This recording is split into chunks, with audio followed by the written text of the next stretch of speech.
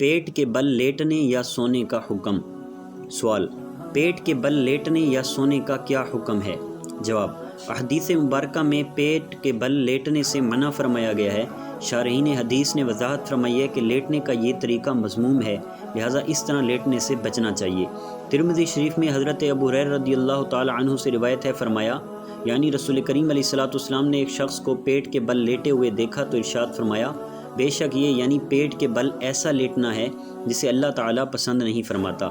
لا یحب اللہ کی شرح کرتے ہوئے مرقات المفاتیح میں فرمایا یعنی اس کی وجہ یہ ہے کہ سجدہ کے علاوہ عام حالات میں سینہ اور چہرہ جو کہ اشرف الاعضاء ہیں ان کو زمین پر رکھنا گویا ان کی تذلیل کرنا ہے یا بدفعلی کرنے والے سے مشابہت ہوتی ہے جو کہ مذموم اور ناپسندیدہ ہے۔